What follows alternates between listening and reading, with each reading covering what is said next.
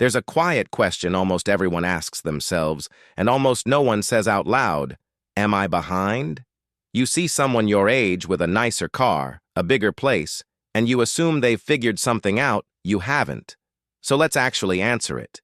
By the end of this video, you'll have a clear, realistic number for where your net worth could be at every age, and exactly what to do if you're nowhere near it. Because here's the twist. The people who feel the most behind are often closer than they think. First, one number you have to understand, or every milestone after it is meaningless. And quickly, before we dig in. If a video like this helps you, don't forget to subscribe and give a thumbs up. It's the one small thing that keeps these breakdowns coming every single week. Net worth isn't your salary. It isn't what you earn. It's what you'd have left if you sold everything you own and paid off everything you owe. Assets minus debts. That's the whole formula. This matters because a person earning a huge salary with huge debts can have a negative net worth, while someone on an average salary who quietly saves can have a very positive one. Net worth is the real scoreboard.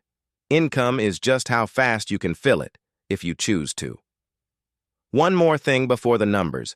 Everything ahead is illustrative, a reasonable target range, not a verdict on your worth as a person. Your cost of living, your country, and when you start it all, shift these. Use them as a compass, not a courtroom. Let's walk it decade by decade.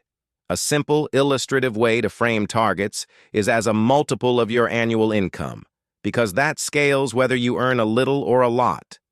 In your 20s, the realistic target is simply getting to zero and then positive. Many people start adulthood with a negative net worth from student or consumer debt. Crossing zero, owing nothing, with a small emergency fund and the first dollars invested, is a genuine milestone. A rough illustrative goal. By around 30, roughly 1 times your annual salary saved and invested. If you're not there, you are very much not alone. In your 30s, this is the decade where compounding starts doing visible work, if you let it. An illustrative target is building towards something like 2 to 3 times your income by your late 30s. This is also when lifestyle creep is most dangerous, because raises arrive and quietly get spent. In your 40s, the snowball should be clearly rolling. A common illustrative milestone is roughly 3 to 4 times your income, climbing toward more. This is the decade to make sure retirement investing is on autopilot and high-interest debt is gone. In your 50s, you're in the home stretch of accumulation. An illustrative target lands somewhere around 6 times your income or more, and importantly, the growth from your investments may now rival or exceed what you add from your paycheck. That's the moment your money starts pulling more weight than you do. By your 60s, the goal shifts from building to having enough, often framed, illustratively, as something in the range of 8 to 10 plus times your income, enough that a sustainable withdrawal can replace your paycheck.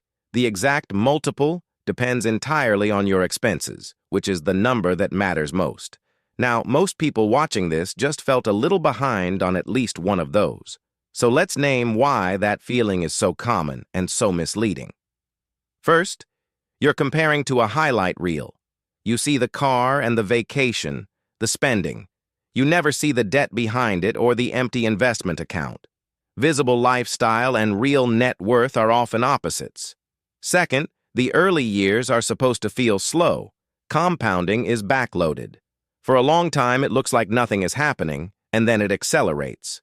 Feeling behind in your 20s and 30s is often just what early feels like. Third, these targets are averages, not destiny. Starting late changes the timeline, not the outcome. The single most powerful variable isn't where you are today. It's what you do from today forward. So if you're behind, here's the catch-up plan, and it's refreshingly boring.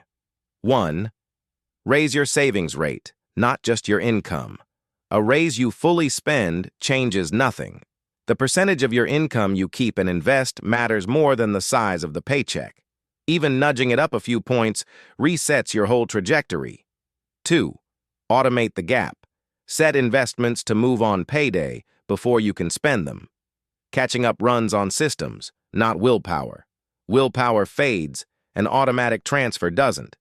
3. Protect the snowball. Kill high-interest debt, which compounds against you, and avoid yanking money out of investments early. Catching up is as much about not interrupting compounding as adding to it. 4.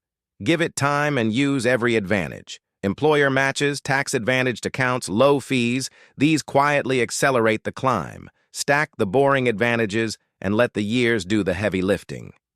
So here's the reframe. The milestones are a useful compass, but they are not a scoreboard you've already lost. Net worth isn't decided by where you stand today. It's decided by the gap between what you earn and what you keep, repeated automatically for years. Start that today, and the behind feeling fades because you're finally moving in the right direction. Find your number first. You can't close a gap you've never measured. The free net worth tracker in the description calculates exactly where you stand and watches it grow. And before you go, if this gave you an honest place to start, subscribe. And again, don't forget to subscribe and give a thumbs up. Every week we break down how money actually works. No hype. Remember, this is for education, not financial advice. So tell me in the comments, which decade are you in right now? Just drop it. Like 20s, 30s, or 40s, and one money move you're starting this week. I read every reply.